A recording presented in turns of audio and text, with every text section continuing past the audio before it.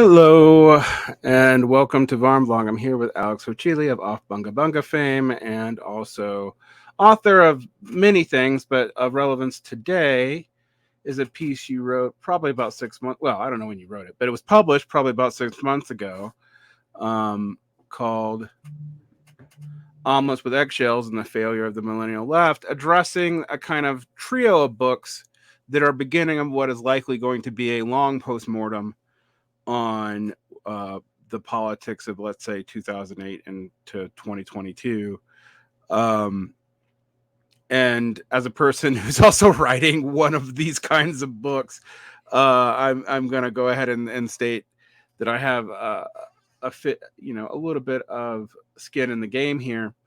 I actually found your article to be fairly exhaustive. As you know, I did like a 7-hour engagement with it. um so I do want to talk a little bit about it, but I want to talk about the choice of books too. Like, there are some other books you could have thrown in this, some books about political economy that try to explain the failure of the left in those regards. Even issues of Jacobin that I remember that happened about, early on the Biden administration, about how that whole social democratic left was seemingly already losing steam within a year of the Biden admin. So why did you pick these three books? And we can kind of go into them a little bit each. Yeah, well, thanks for having me on, and thanks for your engagement with this, which is, it's ultimately a book review. It's not, I don't know if it's not original work, but I'm trying to synthesize and digest and engage with a conversation that's obviously going on. One that, as you allude to, is a conversation that will probably continue and should continue. Actually, I think the risk is that the conversation is kind of buried because other events come to intercede, and we don't want to think about, well, how we failed and how things didn't work out as we wanted to. In fact, they probably worked out worse than we expected, and therefore only too happy to sort of bury that. You can note that even something more recent than the failures of left populism, which really, I think, had its definitive end in early 2020. Something that came immediately after that, which was the pandemic, we're already, have kind of memory hold, not wanting to really talk critically about and re-examine that. So obviously the temptation for short-termism and for burying discussions and not having unflinching critical analysis is very present. So anyway, it's good to kind of continue this conversation. I'm looking forward to what your contribution is on it, actually. Keen to hear more on that.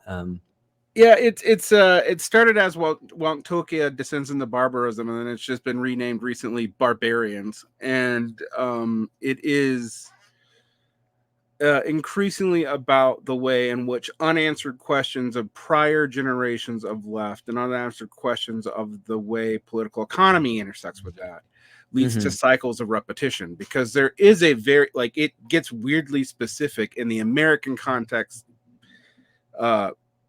how much this pattern repeats itself from the end of the Popular Front left into the exile of the 1950s, into non-Marxist academics that were somehow untouched by the Red Scare emerging, Marxist sectarians catching up with it late, then dominating the conversation, then splitting back off into multiple sectarianisms as things continue to fall apart, leading up to and including the left's inability to have a cogent response to Reaganism. And seemingly that happened in an accelerated format with the millennial left. Like, what the patterns that I described with the new left happened in the millennial left in the term of 8 years, instead of 20.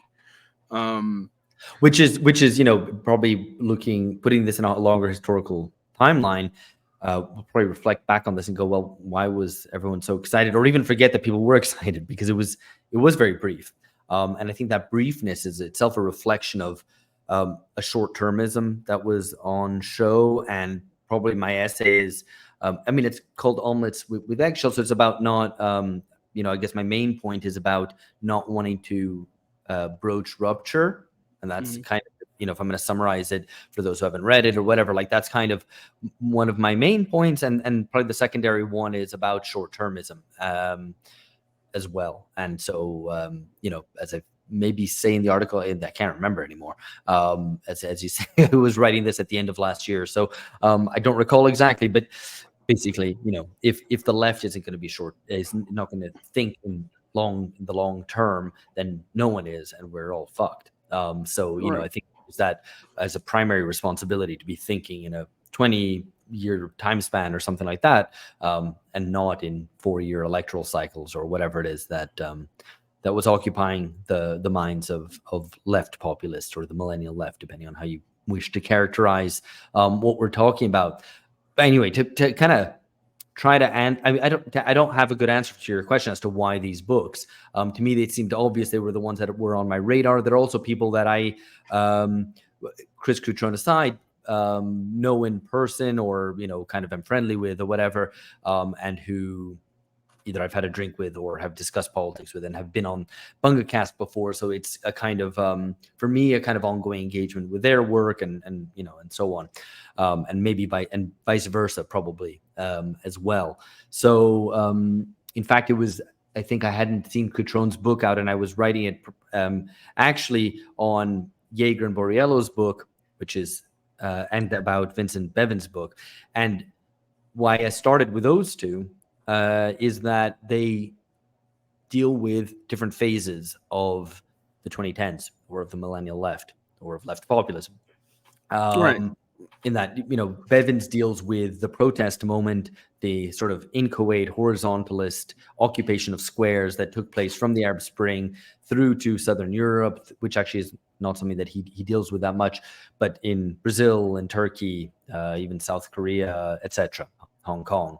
And that's like the first phase. And then suddenly our generation, I guess, or whatever, just pivots and goes, actually, let's engage in formal politics.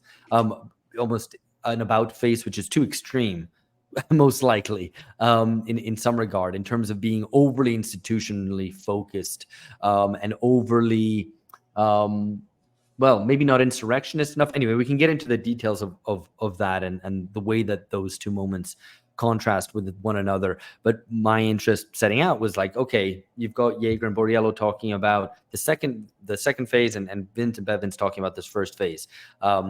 Before it was, not about elections, it's just about occupying squares and realizing the change that you want without a really clear direction, to suddenly being like, hey, we can win elections. And as I say in the piece, the phrase win, or the terminology of winning a victory suddenly re-entered the left lexicon. And I mentioned Bhaskar Sankara, former editor of Jacobin, and of Aaron Bastani, of also, I guess, former kind of editor or whatever of Novara Media, who both, I remember, struck me quite a bit, that they suddenly started talking about winning around like 2014 or 15. And I thought that was good. That was something positive and to be welcomed. So to trace through this and to try to put these books into dialogue was my objective. And then, Chris Coutron's book I saw was coming out, and I added that one in because it I think is useful also to kind of stand it up against the others, because it does have a kind of distinct perspective, and is also, interestingly, the one not written by a millennial, so someone who perhaps has different baggage. But yeah, I guess we can talk a bit more about that. I don't know what books I could have talked about, which I didn't bring in here, other than my own written with my colleagues at BungaCast, which was itself a kind of early salvo in this discussion about what happened with the millennial left. I mean, we were writing our book in 2019, and we were finishing it in early 2020. So we were able to like make mention of the pandemic, but not really know entirely how it would unfold. But we did get the defeat of Sanders. We did get the defeat of Corbyn, and we're able to kind of, reflect on that in the book. But anyway, it's not about my book, but yeah. Yeah. One of the things that I find interesting about talking about the millennial left, as a person who's been commenting on it, God, 13 fucking years, is that it very much starts off in a resistance mode in a broader like 1980s 1990s sense. And right now it's ended. Well, it's really not the millennial left anymore. It's whatever the hell Zoomers are doing. But we're talking about people who were 20 to 16 when COVID started. So it does feel like, going through this is like going through my period of active commentary. And I think another thing that makes Catrone's book a little different is that parts of it are written contemporaneously to parts of the millennial left, whereas the other books are all written in hindsight. And I guess I should put my baggage out. The only one of these individuals, I have never had interaction with Arthur Borriello, but I've had several interactions with Anton Jaeger. And Chris, in some ways, is my let's say anxiety of influence Marxist track coach, of whom I've been fighting since I was about 33 years old, and left his organization. So although interestingly enough, while I have sat down and had beers with other members of the Platypus affiliated society's leadership, Chris and I have never been in the same room. So in some ways I'm still like you in that regard. Yeah, but I mean, Platypus, I know lots of people who've been through Platypus, and I think it's probably a better formation than in terms of not a group as a formation, but it's a formation of the self, right? A better education than a lot of other places, whatever its faults may be. And I kind of maybe gesture at some of them here in the review. But anyway, I think like the perspective that is provided there is useful because it does stand a little bit further away from the millennial left than the other two books do, and it tries to put it in a larger historical perspective. But as I comment in the thing, ultimately there's no going back to the 19th century, and kind of, I don't know how, there's a kind of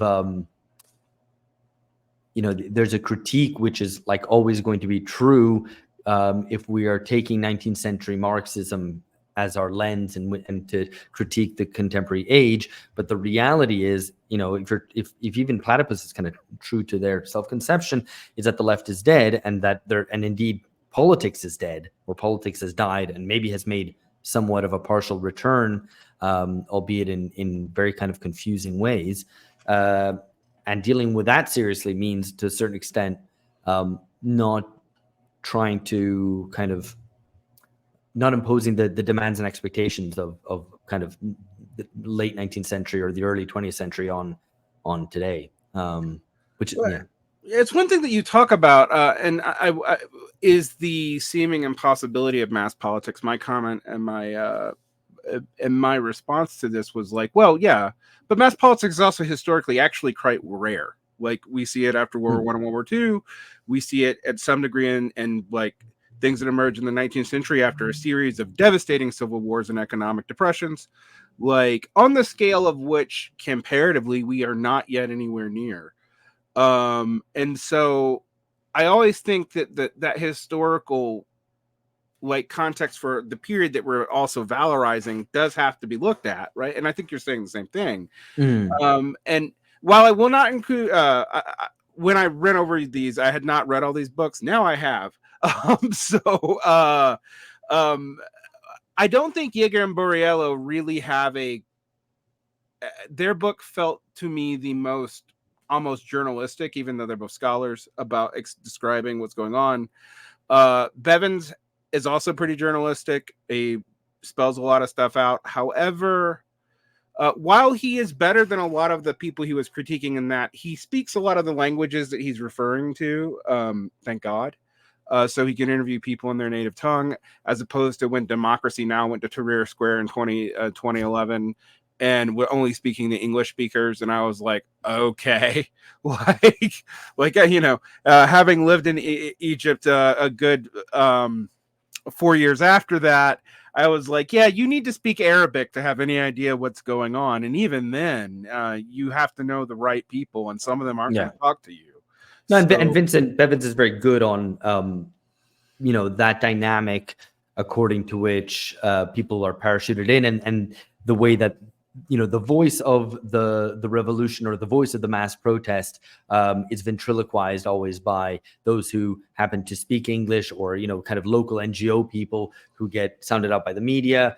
That itself is reflective of a deeper problem, that these protests were never able to really speak for themselves, in terms of having kind of organizational form that would be able to decide on a politics and proposals and slogans, but also just in terms of their explicit decision and self-consciousness as being in some ways just anti-political, right? That the idea of crystallizing or summarizing your politics in slogans, in precise demands, in organizations, and in a vision of what you would want to achieve, that itself was rejected by the protests and put out of hand as like, well, that's the old way of doing politics. We'll get sucked into the system, so we're going to do, I don't know, nothing, just be anti.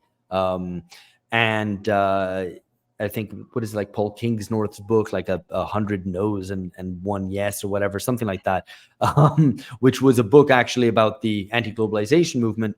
But here again, like to kind of make connection with, I think, something that you were referring to, is that there's this kind of undigested legacy of previous left in the protest movements, in the occupation of the squares and so on, which is this sort of anti-political resistance sort of guise, where they refuse to speak in their own name. And so, I think Bevins is very good in critiquing that dynamic, something that he knows closely, kind of being a journalist, being a reporter, But, I think that by the time that we're having this conversation, and I don't just mean now, I mean, maybe like even if we were having this conversation, in 2017, we would already be conscious of the fact that those things were crap, right? Right.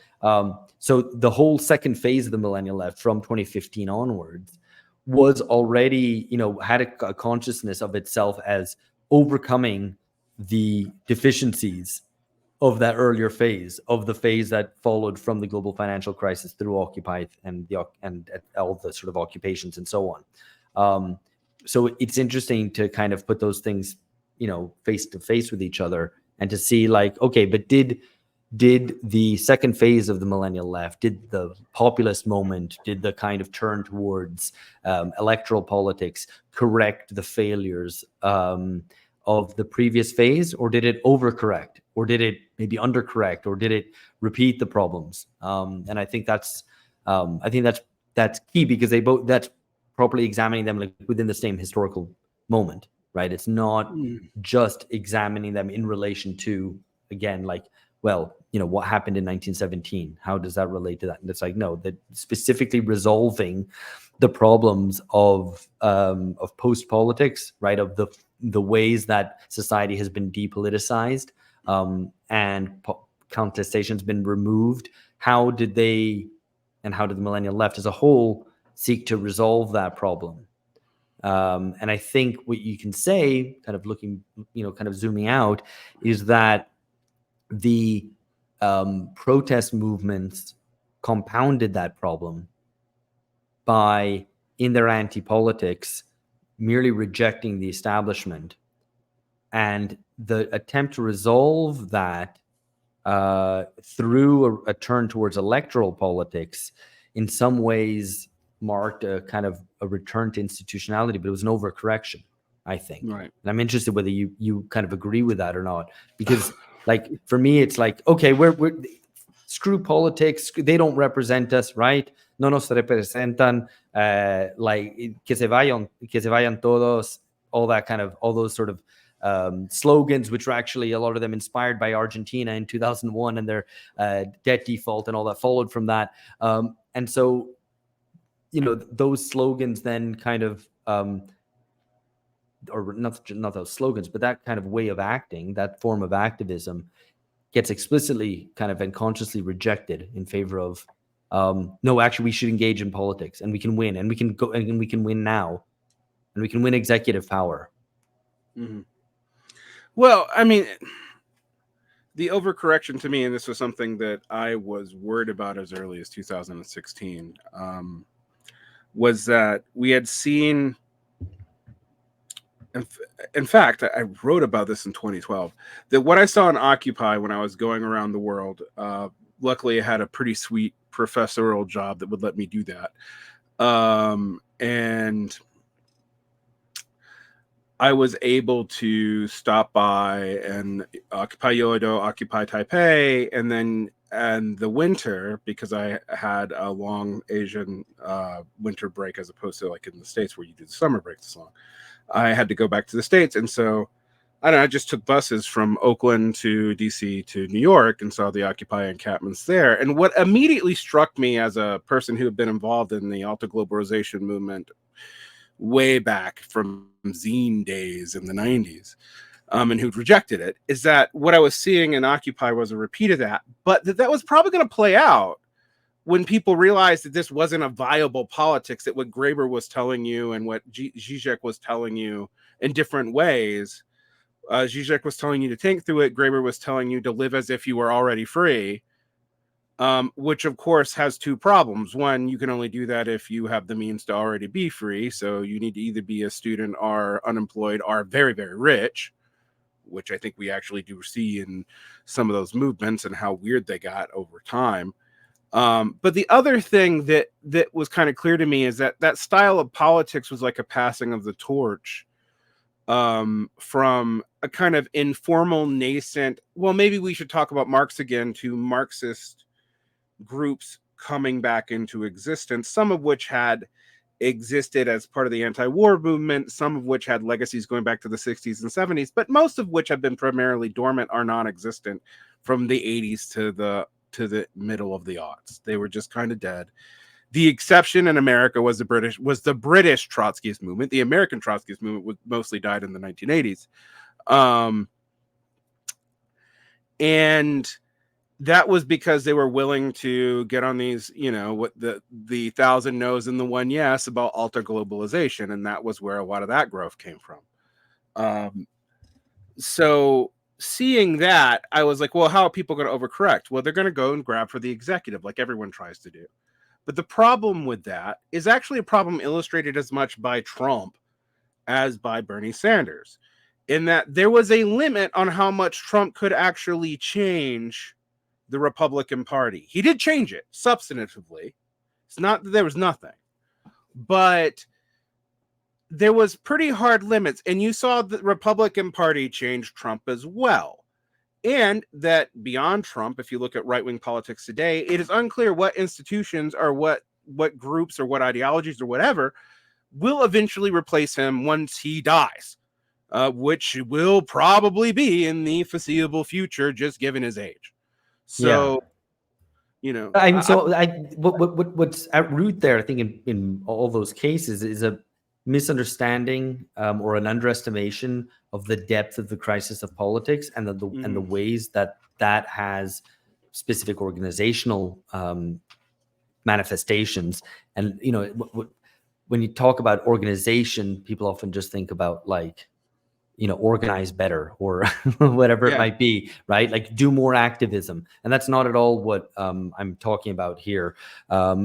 The void of politics, the kind of absence of actual organizations means that even to describe it as like the social democratic left is incorrect, because social democracy relied on a whole, pillars of institutions built up through society, from trade unions, local party branches, sometimes sporting clubs, whatever, to something where today that none of that exists, right? And it's one of the reasons that the media becomes so important is that media fills the void where organizations, face-to-face organizations, used to be.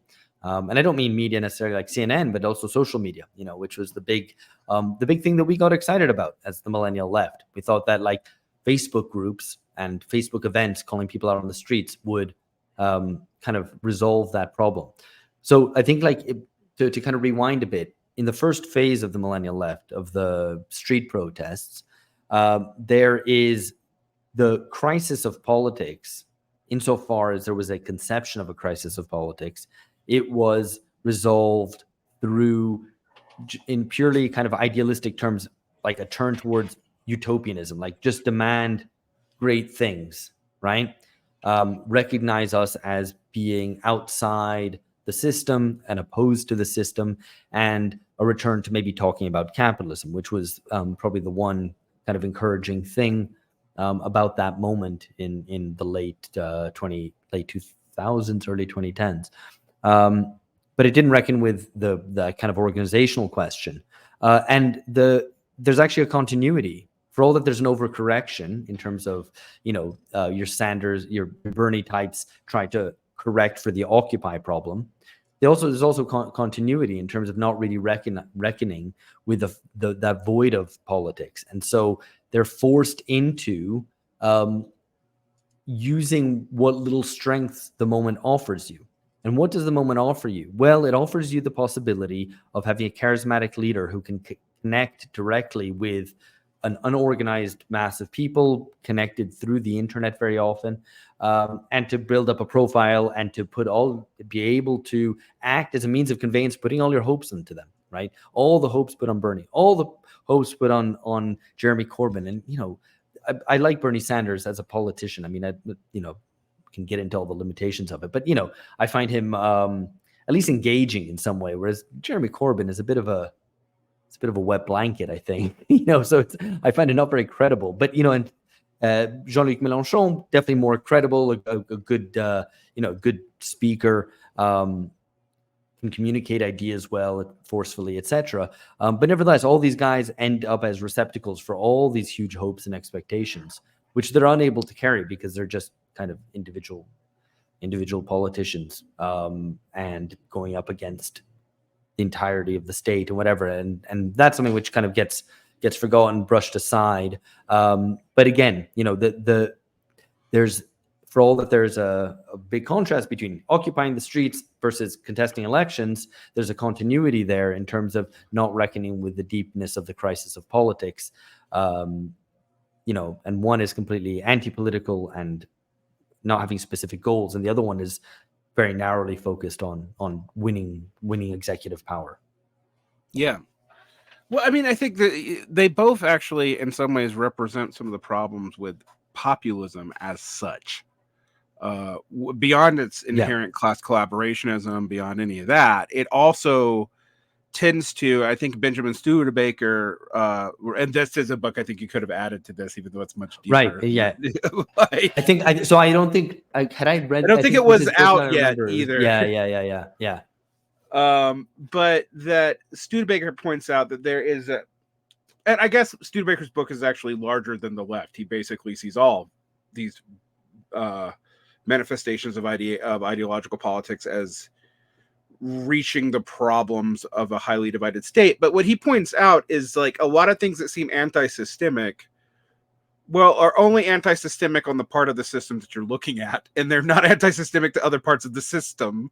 And that these systems are not nearly as uniformly and universally homogeneous as they seem. So you can seem like you're fighting, you're taking the position of anti-politics, but you're actually, in fact, supporting a faction of already existing politics in a way that can undermine you. And I think the Bernie movement is an example. One thing that I was worried about as early as 2017 is that the Democratic Party as such would realize how to use the Bernie movement to make it appear as if there was more ideological debate and movement within the party than there probably actually was.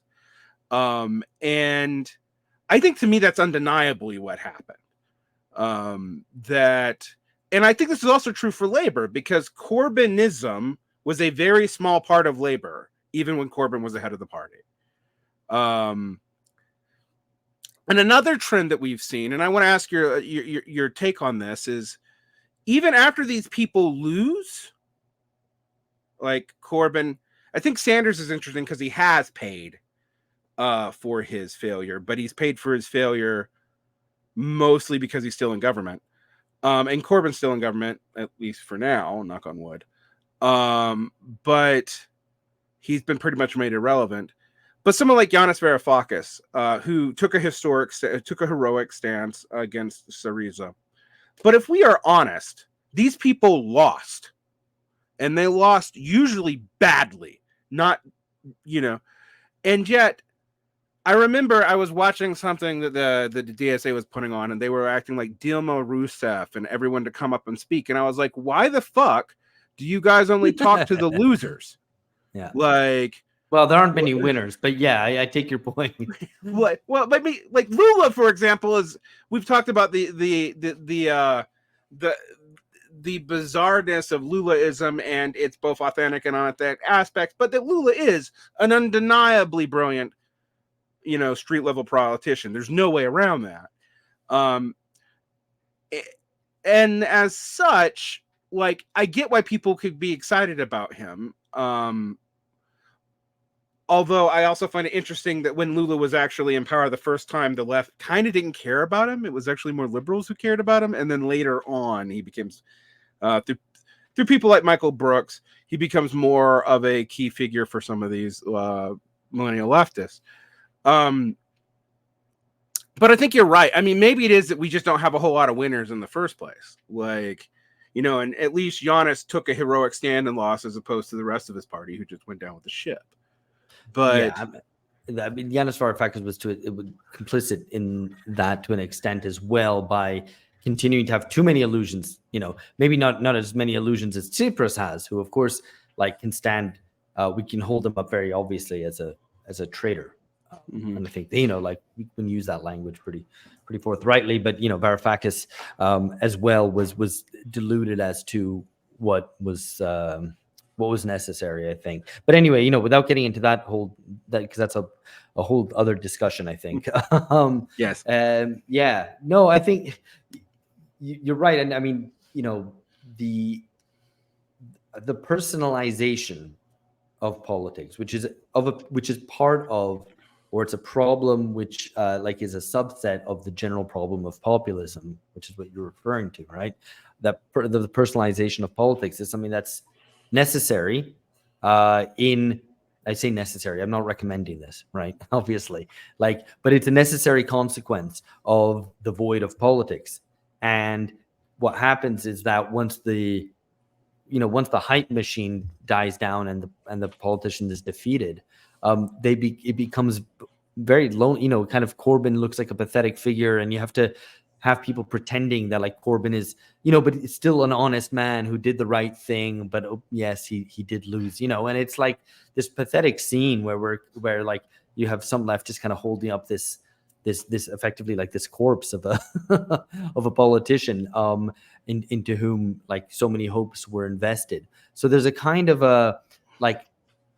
there's a speculative element to it, which you can't help but feel is somehow appropriate to an age of heightened financialization, financial speculation, that it's a gamble, right? And I think Yeager and Anton Yeager and Arthur Borriello are completely correct in talking about the left populist gamble, right? And maybe speculation is also another term that we should use there, because it's look, suddenly this opportunity opens up because you have the delegitimation of these old parties or the political system, and it opens up this opportunity which is handed to you on a plate, right? The Bernie Sanders thing and especially the Jeremy Corbyn thing were handed to kind of leftists on a plate. Less so in Greece, where there was a party actually built.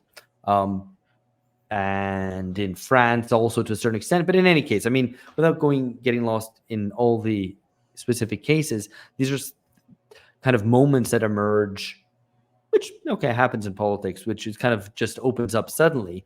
And there's a kind of opportunistic attempt to kind of, seize executive power. But it's kind of a gamble, it's a wager that's done that maybe if we just throw everything behind this one candidate or whatever, we might break through, right? And then what? Well, we haven't asked that question yet, and actually we don't want to. We don't want to, because that's presuming too much, right? And I remember, we did an episode on Bungacast back in 2019 asking, okay, what happens when Bernie Sanders wins and wins the nomination and then, quite possibly becomes president? And, some people were like, why the hell are you talking about this? There's too much to do. And it's so presumptuous to be having that conversation. In fact, no, on the contrary. In fact, if that conversation had been had more widely, I think more serious questions would have been asked about the extent to which getting behind Bernie was the right thing to do, or if it was the right thing to do, in what are the terms that you're setting, and what does success look like, right? And I think importantly, what might have been success for a campaign behind Bernie Sanders, which had, working class support, albeit of course it's still the US, so it means that 50% of the population is kind of not involved, but nevertheless, a condition of success would have been the creation of a new political party, for example, right? Mm-hmm. About the creation of opportunities for the future, not winning now because this is the moment, right? And so that's something which, if that had happened, then there might have been more pressure on Sanders to use his huge support base, email lists, donor base, all the rest of it, to fund that into a new party. Now, whether he would have done that or not is another question. But you can, if you set that terms of what of that as being kind of what you're looking towards, if he doesn't win the presidency, or even if he does, I think that changes what your approach is politically. And I think that discussion isn't had. And so that's where I think where the speculative aspect of it becomes very clear. You're kind of throwing money at something, hoping that it wins. And then if it doesn't, well, you're out of luck, and you've lost some money, and that's it. Like, there's no there's no means of giving continuity to that politics, which is what we're seeing, which is why there's so much despondency now. Well, one thing I think you get into in these discussions that I thought was interesting, and I want to kind of pull out a little more, is this idea of the way that these gambles often end up without even taking victory. This is not like the social democratic problem of you took victory, but you didn't take total victory, so now you're having to manage capital, right? The Hilferding problem. This is not that. That no, you tried to build your institution parasitically within and both against and subordinated to simultaneously an already existing political establishment, and in the case of the United States, and in the case of Britain, actually too. One of the things I think is interesting about the Anglophone versus the non-Anglophone stuff, and I as a non-English speaker who also speaks English, I was going to ask you a little bit about this, is it does seem like there was more attempt to build independent movements that might be in coalition with already existing movements in the non-Anglophone world, where in the Anglophone world, basically the idea was, well, we have to take the legacy institutions and split them for our own, Yeah. But at the very moment that they said this, they also put themselves into a defensive capacity in an anti-fascist popular front against right-wing leaders, already existing Tory leadership in Britain and Trump and Trumpism in the United States.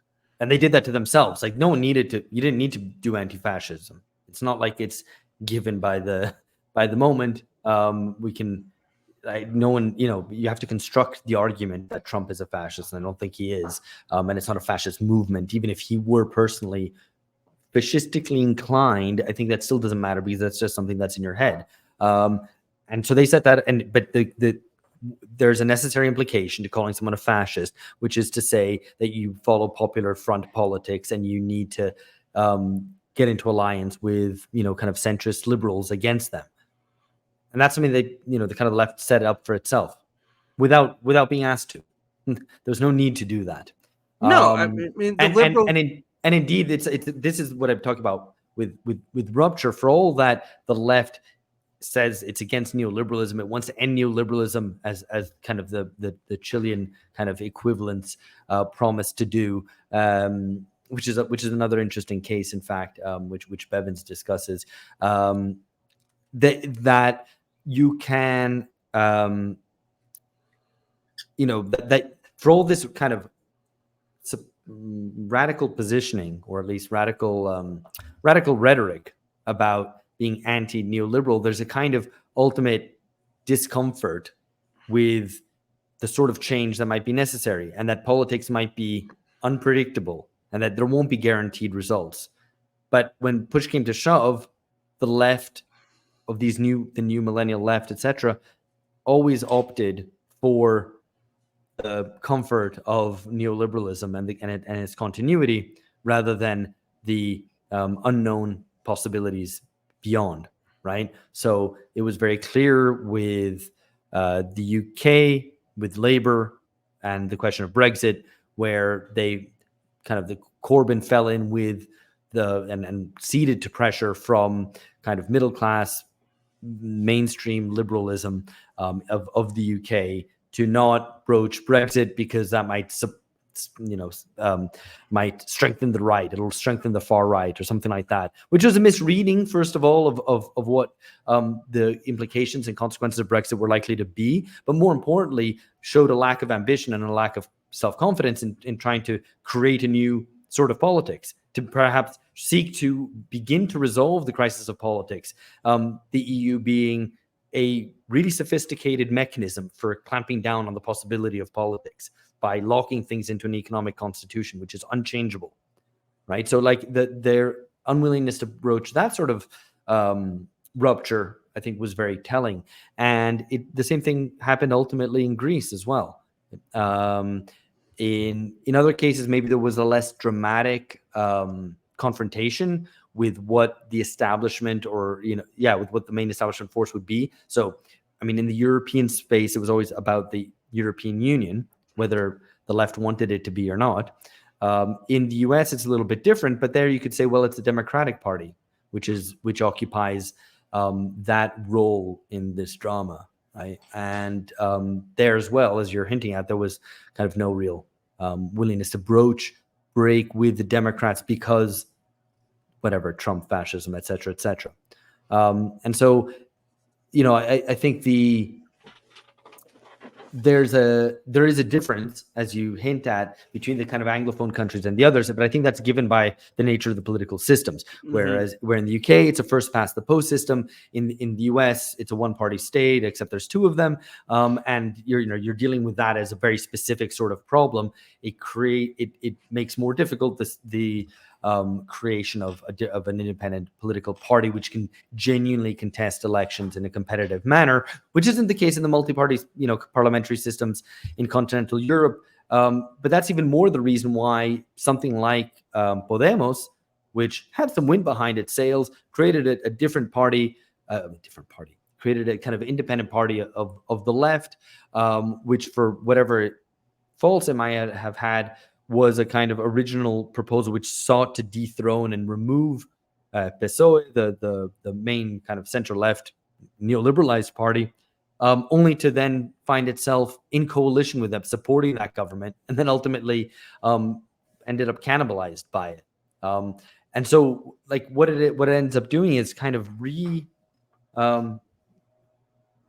they ended up doing is like not energizing, but kind of giving a new life to the old politics, which it was meant to defeat. And this kind of has happened across the board, right? The situation in Greece is it's beyond tragic. In Spain, Podemos is nothing. It's kind of, it's managed to end up, reinvigorating PSOE. The Labour Party has, when it should have been kind of dying, has now, will romp into government now with a huge majority, only to basically ensure Tory continuity, albeit under, with new faces. and with the Democratic Party, well, it I think that's reinvigorated a lot of like left engagement with and support for the Democratic Party, rather than creating an understanding that no progress would be possible, within it. So, that's the real kind of tragedy of it, that we're kind of back to, I don't know, in some ways back to where we were in the 1990s, kind of despondent, looking to kind of sub-political or subcultural avenues to keep ourselves interested and occupied, with little expectation of genuine political change possible, and kind of grumbling about whatever the center-left options are, but more or less accepting of it. And the left will vote for Labour in the UK, and people will vote for the Democrats in the US, and that's where we are. I mean, it's interesting.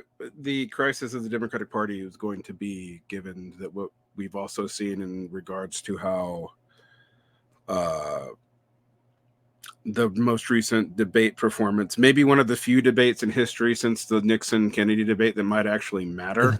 Which is fascinating. Yeah. Which is actually kind of fascinating and hilarious because it was actually an exercise in not mattering that weirdly made it matter. Right. But I do wonder about this when we talk about the way we move forward, because it still seems to me that the predominant impulse is tailing something. Now, people are changing what they want to tail. I mean, there's MAGA communism. Clearly, they posit the existence of MAGA somehow beyond the cult of personality around Donald Trump. I don't know, what latent social forces is in a meme, but I and in a weird way, they actually are a mirror image of things like BLM and Me Too, which also were latent images around specific things that somehow took on power and presented as movements of people, but they were hashtags first, and then when they were institutionalized, it was a mess and no one agreed on anything, and they all ended up supporting different elements of the status quo, which is kind of the repeating moral. I mean, presumably they were latently they were only going in one direction. If they weren't there already, it was a way to reinvigorate existing institutions around a new purpose: anti-racism, right, anti-sexism, etc. Right, exactly. I mean, BLM's a little bit more complicated because it does emerge initially out of riots, but again, it was institutionalized very quickly. I mean, and literally the first round, it was about, diversifying the FBI. I literally went and saw BLM speakers talk about this from Ivy League campuses while there was still not a formal BLM organization. And then on the second round, it became about corporate diversification, DEI, the kind of HR protective legalism, which also interestingly and fascinatingly is very white person focused too, almost exclusively. And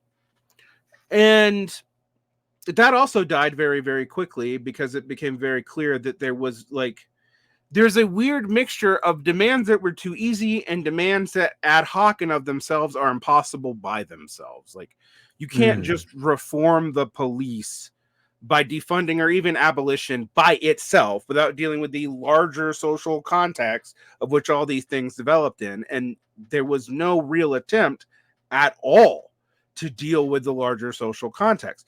And not just adding into the fact that this happened during COVID where people didn't have a lot to do, that it also made hash of a lot of the COVID messaging, because we forget that at the time, a lot of the left were still insisting on absolute COVID bans, even in the open air, and stuff like that, where transmission is actually not very likely. And oddly enough, these very riots proved that they weren't very likely.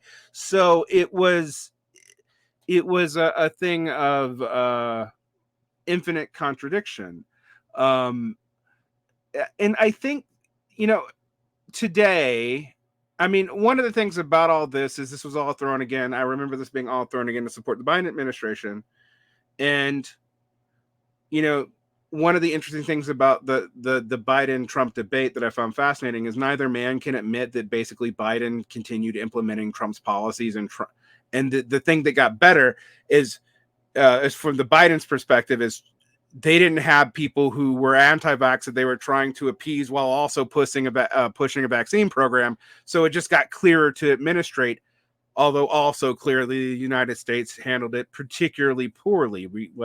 We're down there with Peru and states that had, developing world levels of death rates with total social distrust. So in what way this is part of why I think there's a move to bury discussions of that. Yeah. Because it was also used as a highly censorious empowerment of the tech industry to get around effectively bourgeois legal constraints on speech. And that's all backfired horribly for the left and liberals here. Those movements didn't go away. They just set up alternative, even more foothold, media for themselves until the Elon Musk thing happened. And so now you have even more disconnected discourses. And the other thing is there became topics from 2016 forward that it became very hard to talk about. So, for example, I was one of the few people who was like, I don't think that that the Hunter Biden tapes are like they're going to be a key to a national conspiracy, but they seem absolutely more substantive than like the Steele dossier, and yet we're pretending like they're not. Now, are they of ultimate political significance in the United States? No, they're not. But it is weird what we could and could not talk about. Another thing that was left only to right-wing media was talking about the financial irregularities around various BLM organizations, which came up, and the left just kind of pretended that it didn't happen. You know, like it didn't deny it; it just didn't talk about it at all. It was bizarre. And my response was like, okay, if you want to be anti-systemic, you have to talk about the problems of politics in the present, the problems of the NGO complex, and talk about your response to them. You can't just cede that to the right because it's inconvenient for the Democratic Party. And this, you know, I feel like this is true for labor. I mean, one of the things about labor is, given how long the Tories have been unpopular, the fact that they are this now running in on their landslide to basically have a continuity of Tory rule, I agree with you. That's most likely the outcome. Is kind of amazing to me that it took them that long to do. You know. Well, I mean, and being handed, you know, I mean, part of it, you end up looking at Starmer and those close to him and asking, you know, you could kind of do what you want here. You know, you're gonna be handed a huge majority. So you could have some ambition to do something, whatever it might be. It might not be what the left wants to do. You know, you don't need to have the politics of Jeremy Corbyn, but nevertheless, you know, but you know, this is part of a much broader problem and crisis of politics, that the elite doesn't want to rule either. Right? The elite doesn't want to rule. I mean, it doesn't want to seek to implement its vision anymore in any particular way. It wants to occupy, those who are politicians want to occupy seats of power, but don't have a program. And part of that is the kind of the end of class struggle, which has led to an elite which doesn't really have the ambition of genuinely ruling. Trying to remember a reference here, which now escapes me, but something along the lines of we're still all slaves, but the masters don't even want to be masters, right? Which is kind of the situation that we're in. So even, you know, an establishment politician like Keir Starmer doesn't want to drive through a vision of politics, despite, you know, being in a situation where he would be able to enact a certain amount of change, right? Even around the margins. Another example. I mean, even, you know, and I don't mean in like a left-wing direction, or he would save the NHS, whatever it might be. I don't, you know. Like, yeah, I mean, this is similar to the United States, where Biden did try some continuity things, some things that are wanted, but immediately, the moment that got internally politically difficult, he did not lead the party. He let it squabble and did very little. And frankly, given the age of a lot of these people involved, I think we're going to see a lot of that. And what is concerning to me, I mean, one thing that I think Catrone was right. We haven't talked much about Catrone, and we'll talk about your critique of him as well. I mean, I have my critique of Catrone, and it's kind of epic at this point. But that one of the ironies of what happened with the populist movement is, at least in the Anglophone world, they literally ran to the people who failed the first time at the end of the New Left, the last. When the New Left went through this same iteration into trying to do, like, not executive politics, at that time it was municipal and you know, ward politics, but nonetheless, it went to these latecomers in that movement, Corbyn, Sanders, etc., as kind of the grand old men that it put in charge, and then asked to replicate, in some ways, a movement and coalition that had failed not once, but multiple times in the 80s and 90s. Like, how many times did the Rainbow Coalition just wash up on the shores of history? And unfortunately, millennials didn't know anything about this. Like, interestingly, they knew a lot about 1968, right? Because that's a key mythical moment for a lot of leftists. But knowing about 1984 and 1988 or 1978 or any of that, that's something they don't know. Yeah. Which is something, I mean, I do mention this in the review essay, that there is a and I'm not the first one to note this, obviously, that there is within the left, to the extent that you can trace a continuity, that there's a bit of a hole there where Gen X is. So you've got the boomers, and this happens at kind of left meetings where there's a couple of old fellas and they tend to be boomers, and then you get a bunch of younger people, millennials, or at least this was the case, maybe now Zoomers, and there's like no Gen Xers there. And that was partly reflection of the fact that Gen X was a smaller generation, but also the fact that there was no historical continuity, because that was the generation of the end of history. That was the generation that felt the final defeat of politics and dropped out entirely. And so there was a problem of transmission of knowledge and experience to the millennial left, which, I think is definitely worth kind of considering a bit. But, I mean, in any case, you're right that they kind of reached, the millennial left ended up, at least certainly in the Anglophone world, reaching for like the old losers of the new left, in a situation which was much more politically degenerated than then, in terms of the infrastructure of politics available to an oppositional movement. And so that makes it kind of, Bernie Sanders had a much larger labor movement in Vermont to build off of than any national level politician, including himself, could have had in 2016. And it is also interesting to me. I mean, one of the things that your article doesn't talk about, but I am sort of fascinated about, is the ability of the, at least Anglophone left. I'm hesitant to generalize this to the world. You can tell me how it goes in Brazil. Of the left to lie to itself about recent history, and like just outright lie to itself about recent history. An example is the amount of, we are living in a renaissance of labor organization that started happening between 2019 and 2022, which, if you actually look at the numbers, is a historical nadir of label of organization in the United States. There was a very slight uptick between 2008 and 2012 after the UAW were demolished, right? But there has been no real uptick since then. There was also, like, the Red State Rebellion and teachers. But again, people aren't following up on what's happening in the American Teachers Association, which is in free fall. Like, we are literally losing huge amounts of staff every year and not able to replace them. So that's not true everywhere, but it's true most places. Yeah. And so, like, I have always felt like, I have kind of felt like the left was gaslighting me about these conditions that it said was there, that I'm like, well, I am doing these things. I am a labor organizer. Well, I mean, has there not, since the tightening of labor market in relative terms, since the pandemic, has that not led to a small uptick, albeit within the context of a very significant and long-term decline of labor organizing?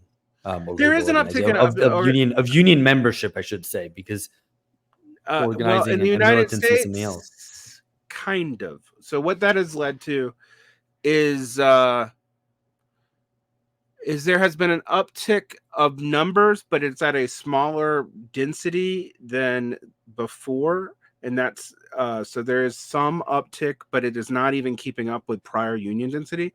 So what seems to be happening is you're having pockets of union expansion in certain areas and then decreases. So one of the reasons why there was a decrease, and I think this is kind of make everybody uncomfortable, is that police unions went from the most unionized sector of society to the second most unionized sector of society. So it's and you've seen increase in, like, service sector unions.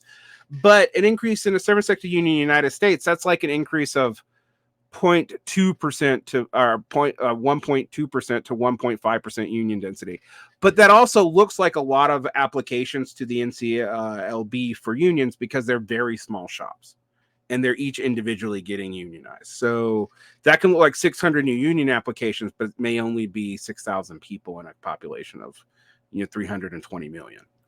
So no, it's a small, I mean, any kind of upward direction is encouraging, but yeah, I mean, it is small. It's something which hasn't happened in Brazil, because that hasn't been that movement at all. And you've got a generalized tendency, not just of lack of union organization, but of lack of informality in the workplace, right? People becoming self-entrepreneurs and all the rest of it. Basically completely precarious workers at different levels. Some maybe kind of lower middle class levels, and a lot below the working class, formally speaking. So that hasn't happened here. What has happened here, which I guess is a general phenomenon, is a repeat of a kind of popular front politics, which Lula constructed rather skillfully and kind of impressively, insofar as he managed to get the types who would he would maybe, or certainly he or those to the left of him would rail against, into a coalition with him. So the old kind of neoliberal right enemy, the devil of the 1990s, becomes part of his government, or supports him in government as a defense of democracy against Bolsonaro. And for all that was necessary in a kind of short-term basis to defeat Bolsonaro, who maintained as much more of a threat to democracy than Trump was. Trump didn't try to launch a coup, wouldn't have been able to.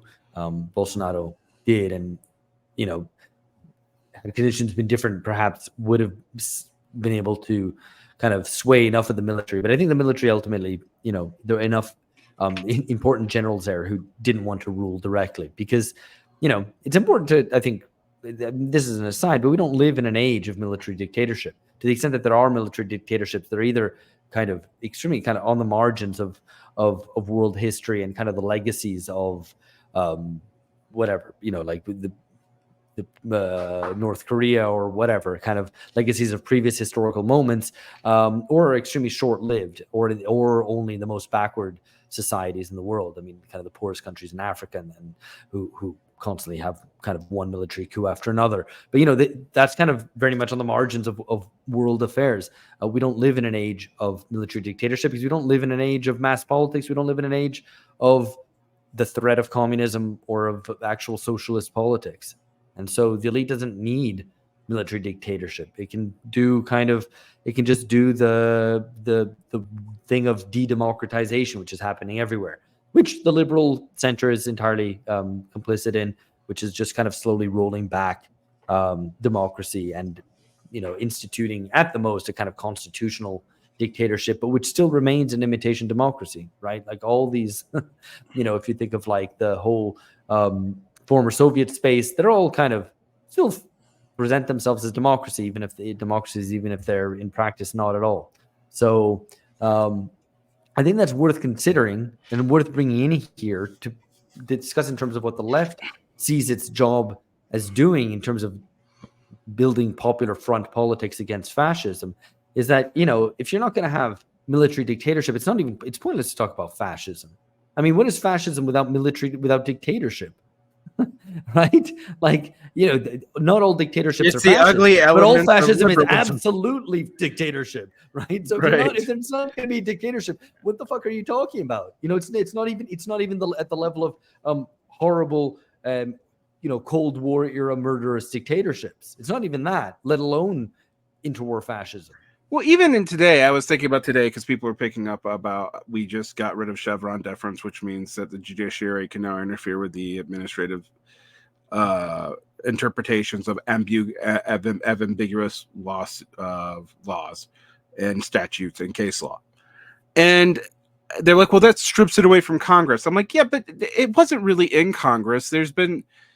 And that doctrine was actually designed by the Reagan administration to give neoliberal legislatures more power, but I think that's something people don't seem to know.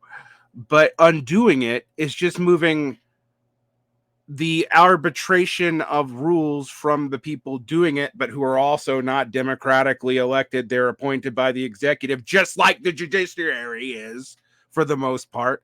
So, like, there's some state level judiciaries that are elected, but in general, they're not elected. So I'm just like, so you're moving it from one non-democratic part of the government to another. You're just mad because one is more liberal and one is more conservative, but they're both not responsive to to general politics. This is a Smithian game. It is not really about democracy at all. Yeah.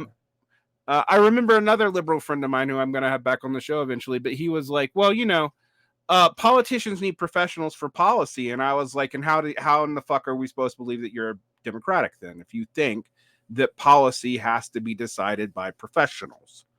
That means that you think that there's expertise that transcends democratic input, in which case you do not believe that you should actually go with what the majority of the population says for technocratic reasons. How is that actually democracy again? And I think these are what you call the crisis, what you're calling the crisis of politics. And I think these are very real contradictions in today's politics that are not just fixed by picking whatever figurehead you want to throw at the head of the executive branch. And it is a figurehead, and I think we know that from looking at what I've seen with a lot of these key governmental figures. It seems like the state apparatus is very much keeping up with things day to day because they don't seem capable of doing it. They're not that interested in it anymore either. And, people used to critique Trump about that, but it's pretty clear that's been happening under Biden as well. So this is a long durée problem. Another example of that in America, and we can talk about the world. As an American podcast, we tend to think that we are the only people that matter, and that sucks for everybody else. But another interesting problem is okay, so you have the Supreme Court today grant, unitary executive theory privilege to the executive, including criminal, not just civil cases, and it's no longer qualified. It is now absolute immunity. But my issue has been we've effectively had absolute immunity for the executive at least since the Bush administration, even though it has not been. And it does matter that we're moving from de facto to de jure. But de facto, the moment that Barack Obama killed someone without trial that was a U.S. citizen from a drone strike, you were already in that world. It's just the anti-democratic tendencies are becoming explicit and being used in a partisan manner, as opposed to the just general anti-democratic tendencies of politics, which I think reflect larger accumulation problems. It's not just for me in government, at least don't want to rule. When have you had bourgeois people doing bourgeois things? It seems like they're all living off of fucking trust funds and investments and fiscalized returns at this point. They're not actually producing shit, except for some people working on the edge of communication technology. That's been the only real innovative sector for now probably a generation, actually. So, and even that's deceptive because people will come out oh, we live in this time of massive of technological train. And I'm like, compared to what? Compared to the 30s to the 60s? No, not at all. Yeah, that's one of the big lies. That's one of the biggest lies of today, right? That blinded by all the novelties of ICT, and particularly everything that comes through your smartphone, that we live in a high-tech era, or that we live in, perhaps better, that we live in an age of unprecedented technological innovation, which is actually very much on the contrary. We live in an age of relatively low innovation and slow technical progress, bar maybe some certain areas. From my understanding, I'm not I don't have a science background, but medical technologies are advancing quite rapidly. But on a broad scale, if we consider it to the kind of 19th and early 20th centuries, with all the innovations and advances in transportation and in chemicals and all the rest of it, it's no, we're kind of we live in fairly in fairly retarded times. So yeah, there was something I wanted to maybe because you were mentioning about post-democracy effectively, right? So post-democracy being the term that the Colin Crouch used to describe the anti-democratic tendencies within existing systems, but which still present themselves as formally democratic. So you still have elections, you still have liberal rights, you have the rule of law, but in which democracy is hollowed out, withered. So both in terms of the substantial questions of whether how many members there are of political parties becoming increasingly cartel parties, as well as the formal withdrawal of rights, gerrymandering of districts, et cetera, to make politics less competitive. The period of like the 90s and 2000s was a period of consensual post-democracy, right? And now we've entered an era of conflictual or dissensual post-democracy, where those same anti-democratic tendencies are there, albeit rather than it being done under the guise of elite consensus, you have increasingly a split within the elites, or at least the emergence of a counter elite or a wannabe counter elite, which are the kind of right-wing populists. In the US, this has been a longer-term thing because the Republicans have long had a kind of a right wing which was much more forceful than in continental Europe. But anyway, the point being is that now you have a kind of conflictual post-democracy, in which both sides, in their own different ways, seek to kind of, in some ways, wither or limit democracy. Now, and not just democracy, but kind of liberalism as well, right? Like this is actually existing post-liberalism. So if we look at what one of the proposals of the Rassemblement National in France, who did well in the first round of the parliamentary elections they had there last week, and are going to the second round is going to be this Sunday. I don't know when this is going to come out. So, but anyway, the Sunday the 7th. Some of the proposals concern citizenship and the withdrawal of citizenship to those born in France to foreign parents, right? And that is obviously is lamentable and to be opposed and is reactionary. But it's a process which is done kind of. You'll have the liberal center doing its own things. Macron's use of executive. Excuse me, I've forgotten the term that's used for it. But basically, not having to pass things through Parliament. You can just by ruling by decree, effectively, right? And so it depends on what flavor you prefer. And politics looks like it has returned. And to a certain extent, in a little ways, it has, by the extent to which that there is political conflict and contestation going on, even if it's largely driven by elite and professional class blocks. But they kind of, to a certain extent, conspire to kind of unroll or kind of roll back liberal democracy in each their own way. So I think that's one of the kind of perplexing things about our times. And you described it as Schmittian before, and I think that's absolutely right. So I think we should be. The left, I think, is also gets sucked into this, and it's very Schmittian itself because it thinks the kind of angry opposition to whatever it may be that's there is ipso facto political. And I think that's problematic and something that has to be sort of unpicked and discussed. But maybe that's a whole other discussion. I mean, it's a long discussion. I mean, to get back to, I've been thinking a lot about the communitarian Michael Sandel a lot, and his distinction between early republicanism and the administrative state, which emerges in the middle half of the 20th century, which is really another way of describing what Crouch would call post-democracy. Which is trying to arbitrate between very opposed factions of the population, of which there's no clear way to get a consensus social base into just technocratically running things. But what happens when, as is implied in the introduction to the same book now, 40 years later, this is a book on the problems of democracy. What do you do when those technocrats are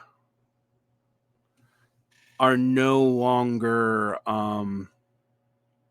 competent? And it seems the implication is you can only rule by constant and persistent crisis, and of course that puts you into a Smithian mode almost immediately, right? Everyone has their preferred emergency, which they use to kind of circumvent the impasses of politics. Right. I mean, right now, everyone's arguing. I mean, everyone in the United States thinks democracy is about the end. They're just in completely disagreement about what democracy is and who's about to kill it. Exactly. Yeah. And I'm like, it's been dead if it ever existed this entire time. So, this is the hour of Minerva shitting itself at dusk. I mean, it's like way over already. But nonetheless, I was thinking about this today too. And another thing, you mentioned building a party apparatus, or at least even the precesses to a party apparatus, like rebuilding unions, rebuilding these social halls. How impossible! People try it. I mean, they do. It's not like this is the first thing that's occurred to like me or you or people who are not Banga and whoever else on the online left. It's not like it hasn't occurred to people. It's they have no idea how to do it anymore. I don't either. Like at first, I, like a lot of the millennial left, thought we could start replicating mass politics easily through mass communication, except now that it's two-way and more participatory, it would actually bleed out into the real world.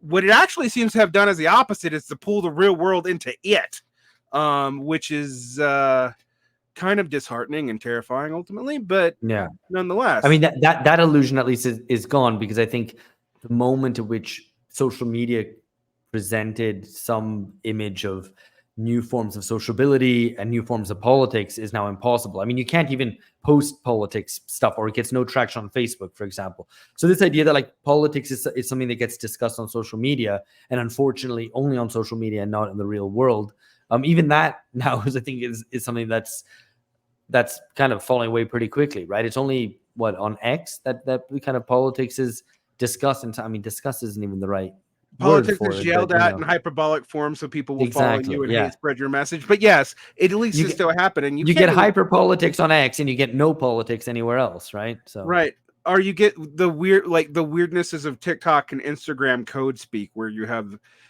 Z people who speak totally in this word "cont," and you realize they're speaking in it to bypass how censorious the tech censorship is that was led. I want to remind people, by liberals during the Trump administration, to suppress, the alt-right or whatever.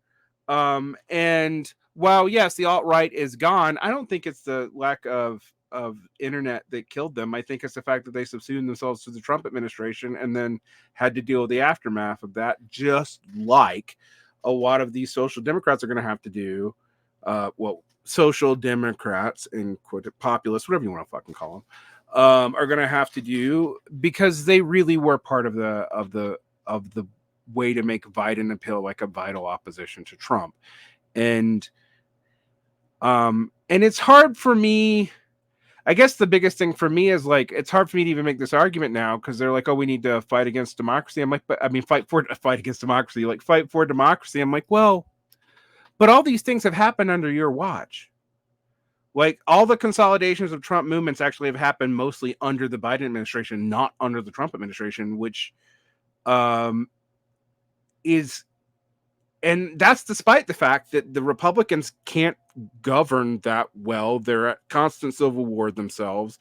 The states are no longer, the various Republican states no longer really share, they're much less coherent in their ideologies, from like Utah to Georgia to Texas, than the Democrats are. And even then there's pretty significant differences between the West Coast and East Coast Democrats.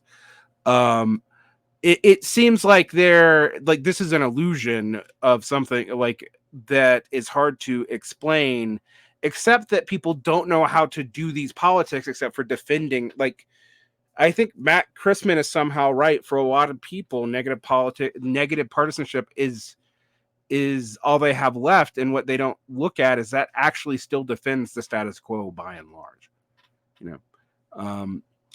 I guess is that we can go into the Bevan's book. What did you think? I think Bevan's as an analysis of the misunderstanding of these movements is often correct, particularly on over-focusing on the NGO and hyper college educated parts of it. Also listening to the initial activists versus the people who came in later. I mean, in Tahrir Square, I actually thought he still was listening to the activists too much, because when I was like talking to people when I lived in Egypt 3 years later, I got a lot more out of the Brotherhood and people adjacent to the Brotherhood than I did anyone who was part of some, Egyptian Trotskyist sect or Egyptian anarchist movement off the University of Cairo or whatever. Like the soft Salafism was very much the rule of the day of a lot of those individuals. And furthermore, also not dealing with the crisis of politics that happened before Al-Sisi reassumed control. Like, it wasn't like the Brotherhood was particularly coherent in ruling Egypt.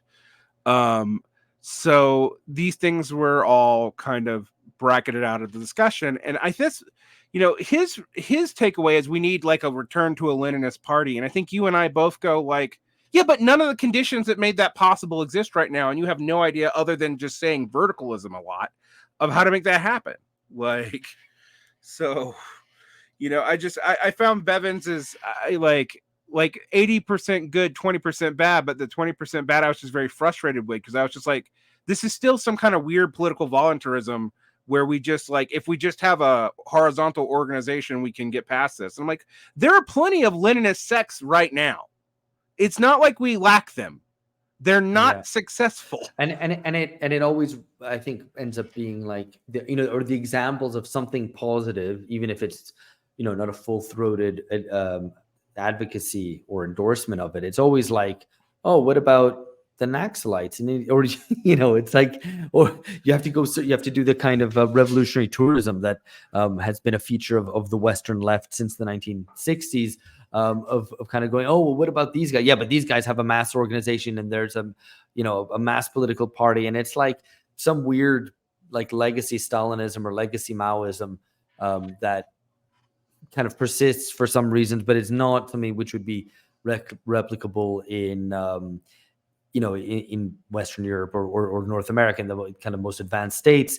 And I think that ultimately is where I disagree kind of with Vince, and I'm probably with you on the kind of 80-20 thing, is that there's always a kind of or there's a, which I put in the essay, and maybe it doesn't come across maybe so much in the book, albeit it's maybe a bit more tacit. It's a kind of no real expectation of the possibility for political change in the advanced countries. And so it's kind of there's a kind of a tacit third worldism there, which I just disagree with. So, yes, the regimes in, the quote unquote third world of, the kind of less developed countries or the global south or whatever, have always had more precarious legitimacy than those in the advanced states. And that makes it seem sometimes like there's more possibilities for political progress, for radical change, even in those countries. But I think that's a kind of an illusion, not least because whenever a kind of even a progressive government is elected in those places, let alone something more radical, it's very easy to kind of shut them down, absent a kind of regional kind of conflagration, or kind of all of Latin America suddenly swings radically to the left or something. We think about the states that are often held up like this as like these rump socialist states, like DPRK or even Cuba, and I tend to be pretty defensive of Cuba, actually. But I'm always like, yeah, but the reason why they're like that isn't even because of their own doing. They're literally shut out of the global economic system, and thus have to maintain through any reasonable means possible. And frankly, all of them, including the DPRK, have liberalized. The DPRK started liberalizing with Kim Jong-un, just only in the places where it could, which is just places that aren't subject to the Western sanctions. So that's Russia and China. So like, it's not even what people present it as. But even then, they're not the actors that are shutting them out. They're not taking the brave, historically isolated role out of, principle. They're being forced to take it. And in some cases that's led to brilliant innovation, I think in the case of Cuba, and in some cases it's led to some very weird, hard to understand politics that can be painted as worse or better than it is, and that's a DPRK. But in all these cases, it still seems like they're not the actor on the international stage. People are acting on them. And so and at any rate, they're not a model. I think like Cuba, at least until a decade or two ago, did okay for what it was, which is like a small island in the Caribbean, neighboring effectively the United States. And if you're asked like, well, would you rather be Cuba or Guatemala? You'd say, well, Cuba, because, Cuba like has some semblance of dignity for its citizens, albeit still kind of, authoritarian and not a huge degree of freedom, but Guatemala doesn't offer a huge degree of freedom either, and a lot more, poverty and inequality and lack of dignity to its people. So you go, oh, well, on balance, that's better, but that's not you don't want, if you're Britain, do you want to be Cuba? No, that's not that's like a ridiculous way to approach your politics. So, anyway, maybe don't need to repeat. If you're like in Alabama, sometimes I'm like, Alabama might be better by being Cuba. Right. But and maybe Britain will want to be Cuba in 10 more years if things continue the way they're going. Well, indeed, yeah. But it is interesting to think about. I mean, the revolutionary tourism thing is always fascinating to me because it's not even like the Naxalites are winning in India. So I'm always just like, yes, there's a communist party in charge of Kerala. It's not the Naxalites, by the way, but it's also not doing anything about the larger development of the political right in India, which means it's very weird to cite that as your existing model when it's not even winning in its own larger state, much less the world. So it's and people are like, oh, it's easy to critique that you're not there. And I'm like, well, that's not my point though. Like, I am not there. So why on earth do I think I can transfer that model here? And I think it's weird to argue that these states could somehow just, I don't know, overthrow the core, because what is more likely to happen is the elite decadence of the core just causes it to a collapse in and of its own endogenous problems. Yeah. Right? And I mean, so it was wrong in the mid 20th century, and it's even more wrong now in the 21st century when conditions are radically different. And I think this is something that we have to deal with. I mean, I think I finished the essay with saying something like about the 20th century is over, but I don't think we haven't taken it seriously enough, right? I haven't even fully teased out all the consequences of, kind of logical consequences of what that really means, right? That everything that we know about politics is to a certain extent premised on a 20th century configuration, whether we're taking the century as a whole or the post-war era. And the post-war era itself very much is over. So the kind of neat competition between center left and center right, that's over. Economic growth, maybe the US notwithstanding, and the US is doing well to a certain extent also because it's kind of cannibalizing Europe a little bit. But in many advanced states, we're dealing with very low growth, right? Aging populations. The idea of like managing of a left-wing party dealing with the problems of having to manage capitalism, right? As many social democratic parties dealt with, and that was like one of the key questions for the left for the past, or over the post-war period. Even that is a question which has to be completely reframed, right? So the problem of like, oh, how do you maintain profit? How do you sustain profitability while still trying to seek to implement a kind of reformist program? Like that isn't even the right question probably anymore, because there was economic growth, which could be a means of legitimation, or at least to the extent that there was a surplus that could be shared out. Now that isn't the case anymore. So we're dealing with a world which looks, I don't know if it's right to say that looks more like the 19th century, because that's probably wrong as well, but it certainly isn't the 20th century.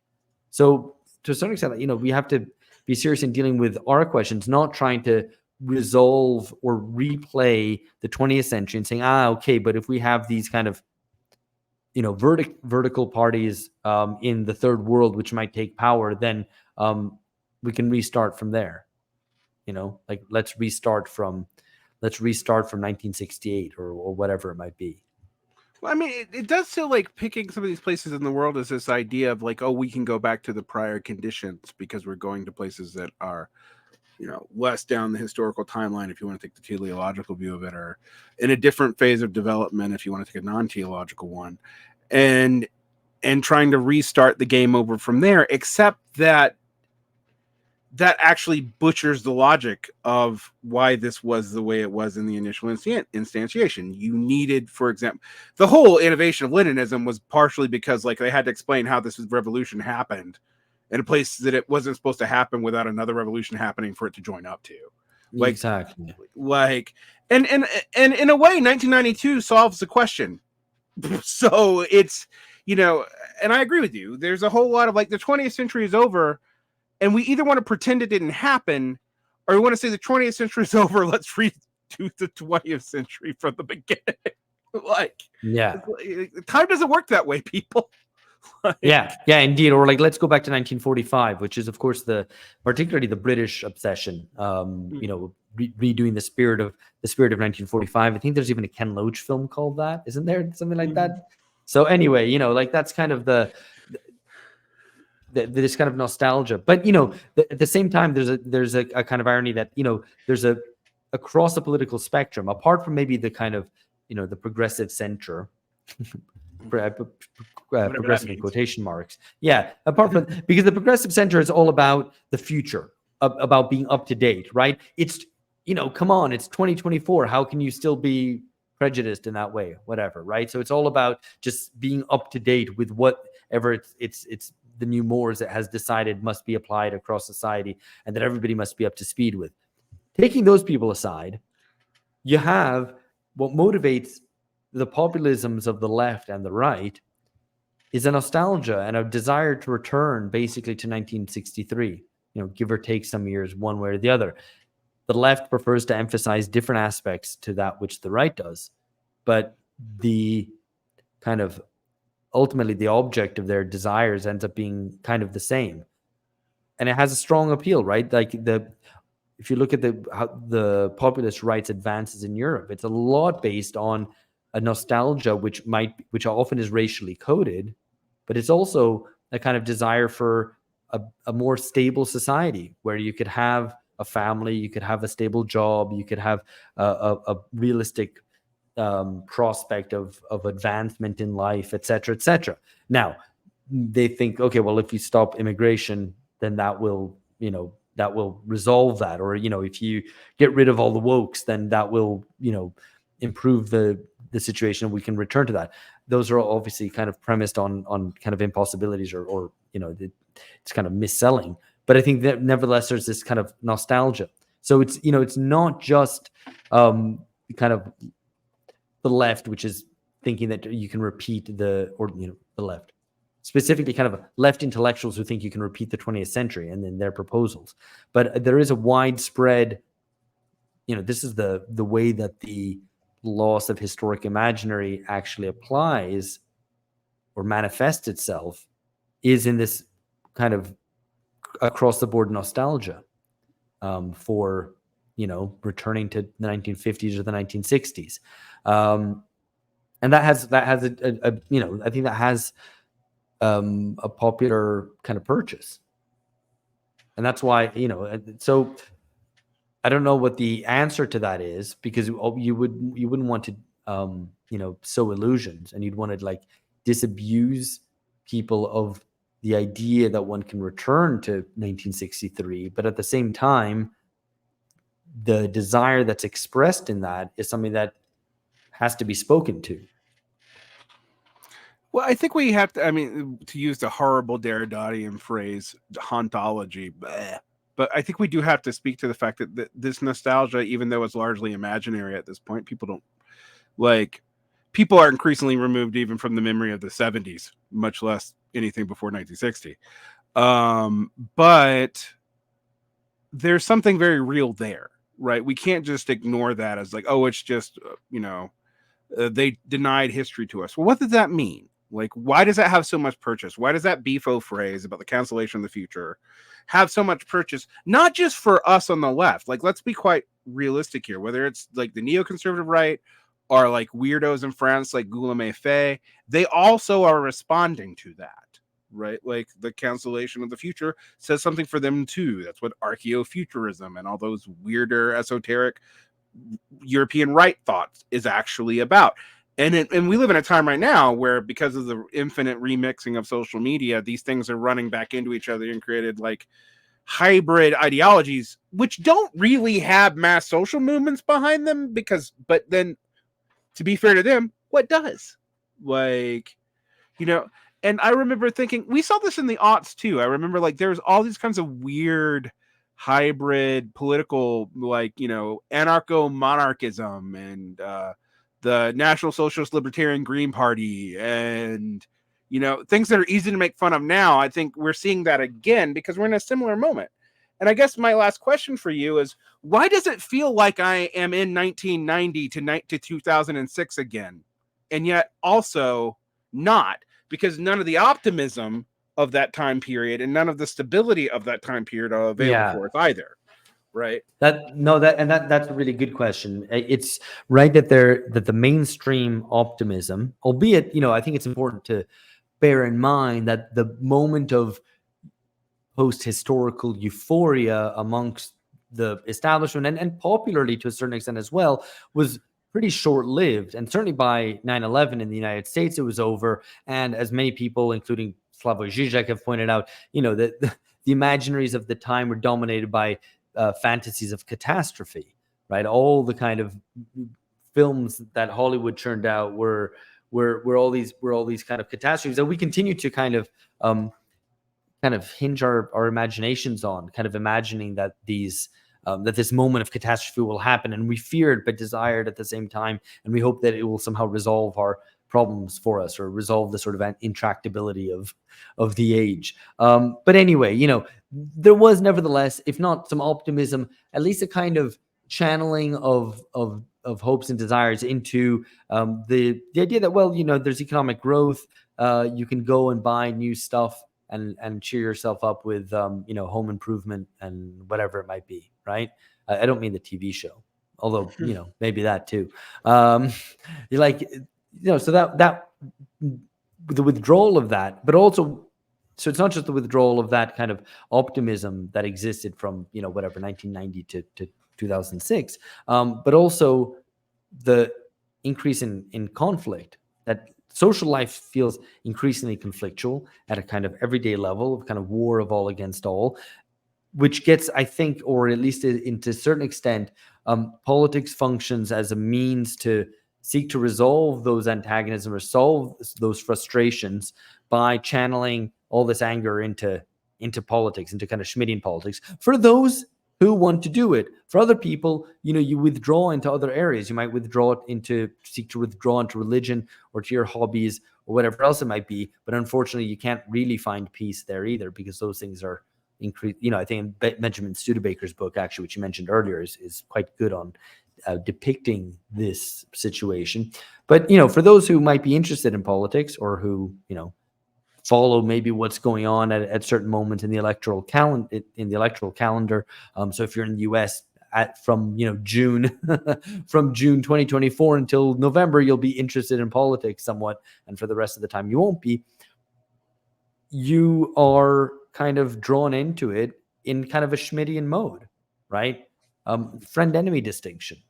That's what it's about, and that characterizes our time in a way that the kind of end of history of the long 1990s didn't have.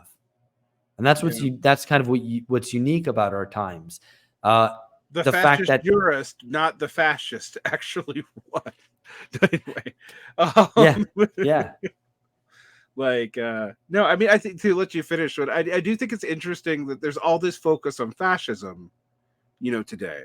And it was worse before, and I don't know that it's going to come back in the same way if we see a second Trump presidency either. I think that's kind of exhausted now. That'll be interesting. Yeah, I mean, I don't know. It could, but I'm not seeing it gearing up at the current moment the way it was gearing up in 2015. I can say that.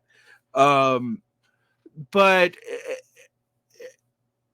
and in some ways, a lot of what's happening is people just recognizing long-term trends. Like, what we're calling fascism is actually it's a de-democratization of a lot of the state. It's populism that has various collective imaginaries floating around as myths to glom onto. And I don't even say these things as necessarily good or bad. I'm not a Sorelian or a Gentilian or one of these people who believes that myth can overcome material production, but I don't know of a politics that doesn't have some kind of mythic understanding of the past. So, and that includes Marxism, fortunately or unfortunately. But at the current moment, I think your call that we have to come to grips that the 20th century is over also means we have to understand in a non-mythic way what the 20th century fucking was, because I don't think we do. Like, I know I don't, and I'm not getting good answers to my questions a lot of the time, other than let's go back to the 19th century. As implied in your critique of Chris Crotone, it's not just that he wants to go back to the Bolsheviks, that he wants to go back to like the 17th century bourgeois revolutions, like, and almost weirdly and simultaneously declaring that that's impossible today. So that's one of the interesting tensions in Crotone platypus thought that people tend to demonize, but I think it actually is a legitimate tension, that they want the early bourgeois values back, but they say we're in a period of regression where that's impossible. But then I'm like, well, how the fuck do you make it possible again? And I don't think it would be through cosplaying the bourgeois revolutions of the 19th and of the 18th, 19th, and early 20th century. I just don't think that would be the case. But who knows? But I was arguing with someone today who was like, well, we need to have a national resurgence. And I'm like, well, but when Marx was talking about national agencies, they were talking about creating bourgeois nation states. They're created now. Like, except for maybe the poles of influence, which are not bourgeois nation states, America, China, India, to some degree, Russia, because there've never been one nation. The rest of the world has pretty much had its national moment now, for good and ill. Like, that's done. I don't know why we're still talking about it. Though in many cases in decomposition, and certainly Right. in Europe, it's the case. And I mean, my friend and colleague on the podcast, Phil Cunliffe, would certainly argue that, the need, that kind of the moment imposes a need to reconstruct the nation, to rebuild national politics. And I'm sympathetic to that line of thought, even if it's not necessarily something I can kind of claim credit for, or like it's my position that I've elaborated. I would say when I was analyzing your piece, that was where the difference between us really came out. Is I'm like, I think that's a thing of the past. But we do have to even if I say that, we have to come up with something to replace it, and we haven't. Like, so, either way, that does have to be addressed. And clearly, like, this weird 90s end of history, we're just going to go tinker around the edges of municipalism doesn't seem to be a way around it either. Although I could very easily see a lot of these social democrats, in quotation marks, doing that, because that seems like a way to build up an electoral base that's more serious than Bernie. But again, you could get caught up in the larger finaglings of movements way larger than any of us, as Studebaker points out. So you have that critique. I didn't really have a critique of Borriello and Jaeger, other than I just sort of agreed that those politics seem to have taken the gamble and not risked anything. And I wanted to talk a little bit, like, your critique of Crotone seems to be that it is too past oriented, but what did you make of Cotrone's book? You actually cite it. It is interesting that you added it later. You cite it both approvingly at points, but also the least of any of the books. Yeah, I didn't add it later. I you kind of read the three books. Yeah. Well, I had before even starting working on the review essay, I had Anton and Arthur's book and Vincent Bevan's book in mind, and then I added the Cotrone one. But it's not like it was an afterthought in terms of the actual writing of it. I found it very useful in the critiques it makes, indeed, of the other books as well at certain points. And so I do cite it approvingly at various points. I get, is your question like what's your critique of Cotrone? But my critique of Cotrone is when we're talking negatively about the left, I often agree with them. But when we're talking about what we should do about that, I almost agree not at all. So like it's and to get into why that is larger than this piece or larger than my discussion here. But I was interested in your response, because in some ways I think Off Bunga Bunga are seen as sympathetic to that milieu of the American left, even though Off Bunga Bunga, like, none of you guys are Americans, I think, but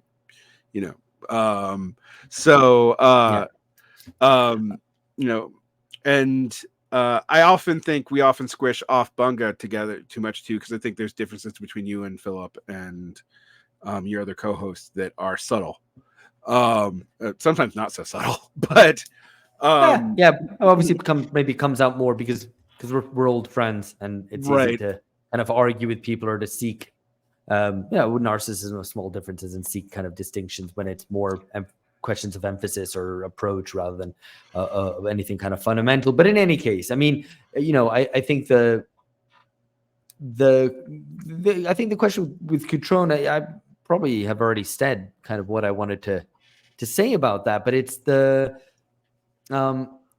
I think one, as I say in the piece, he kind of he underplays these organizational questions which we discussed about the crisis of politics, because he is kind of dealing with or trying to insist on a revolutionary horizon, but not analyzing the way that politics has kind of fallen apart, as bourgeois politics has fallen apart, right? Which is important and affects us all. But also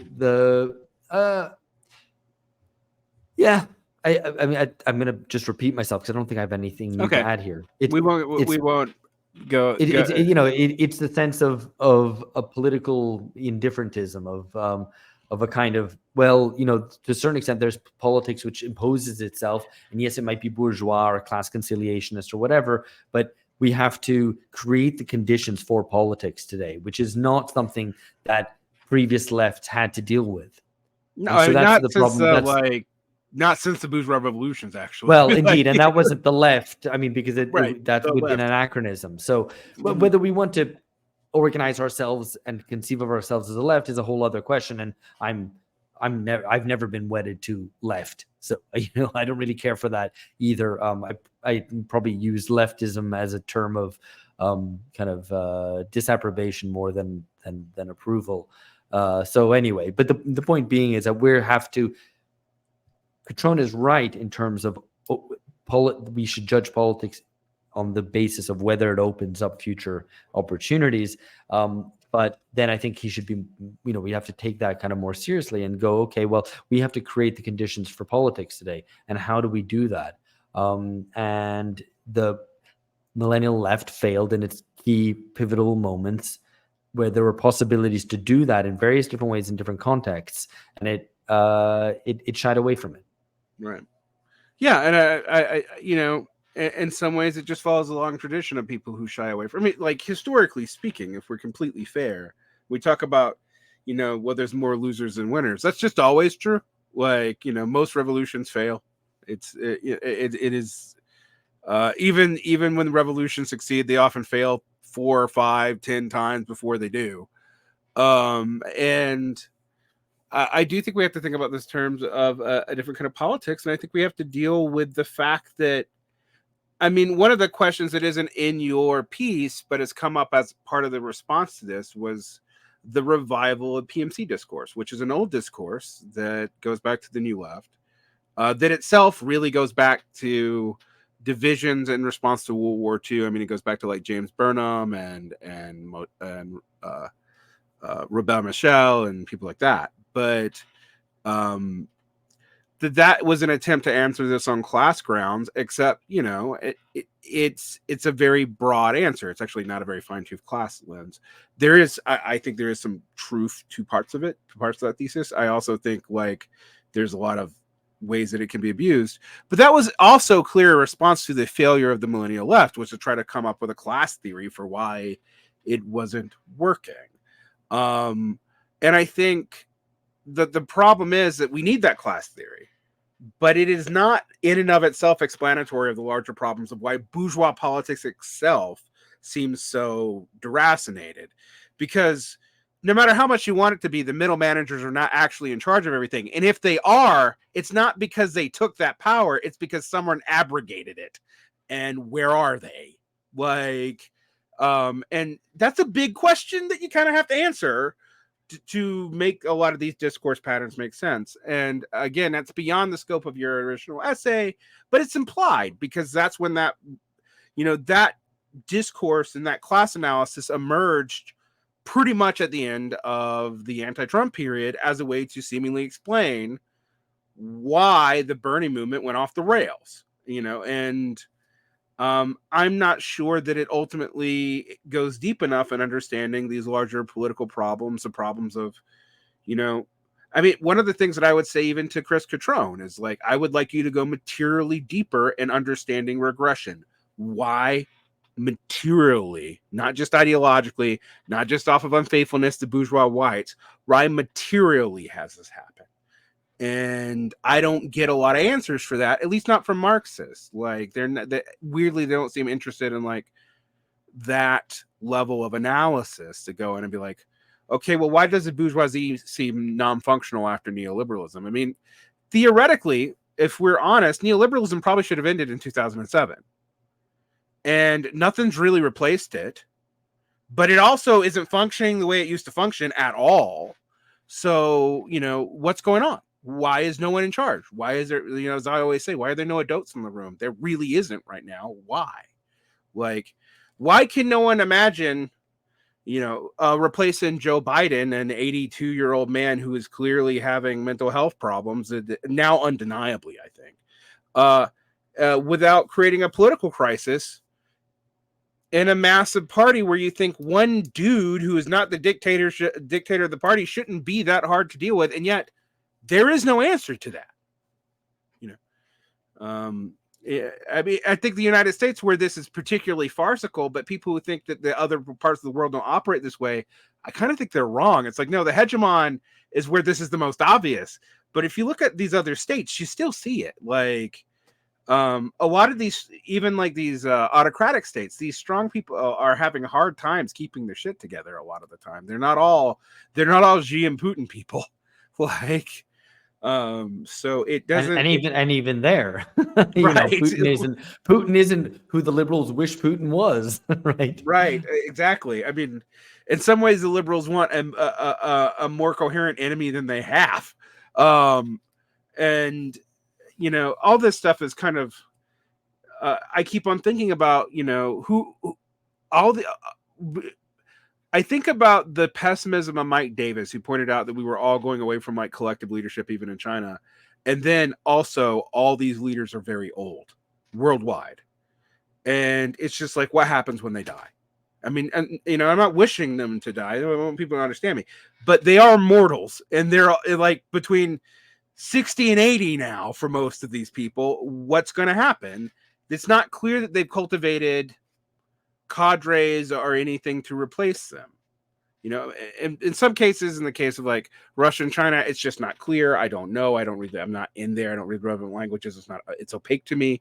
In other cases, like in the United States or in the UK or in Europe, it's clear there is none. Like it is that's not that's not an arguable, like we can understand what's going on. They don't exist right now. So, it just, I think the post millennial left, I can't, for lack of a better word, is going to have to deal with that. And if the millennial left wants to have any relevance in the future whatsoever, I think we do have to understand our own failures, because we're no longer of the age cohort that's going to lead this stuff anyway. Like, I don't want anyone resurrecting me and making me Bernie Sanders in 20 fucking years. Not that they would, but like that shouldn't be the goal either. Like, so it's where we are. Thank you so much. People want to find your work and anything you're excited to plug, go ahead and do so. Yeah, so the podcast, if you don't listen to it, it's BungaCast. You can find us at BungaCast everywhere, on Patreon and everywhere else. I have Substack, which I should be writing far more on, at alexhochuli.substack.com, and then on Twitter at alex_1789. I should one day commit Twitter suicide and get off of there, but for the moment I'm still on there, so you can. I did it, and find me there. I had relative peace for the 6 months that I did it. Then I started having people telling me I had to book them through Twitter, and I got back on, and now I'm like, this is a mixed bag. I now see the id of the political landscape, the hyper politics, as you guys call it, the political id brain, which is terrifying, quite honestly. But also, it's a good reminder that most people don't live in that hyper political world, because when you mention what's going on Twitter to people outside Twitter, they look at you like you're nuts, and they're right, and they're kind of right to do that. So it's interesting. But thank Anyway, you so you much. can find me in that nut house if you wish, or be smart and don't even come on there. No, I would tell people to listen to your podcast to read you as opposed to like find your tweets. I mean, I would say that for myself. I would definitely say that, yeah, BungaCast. And if you haven't read our book, the end of history, I think it's still pretty relevant. So you maybe want to check that out. Yeah, thank you so much. So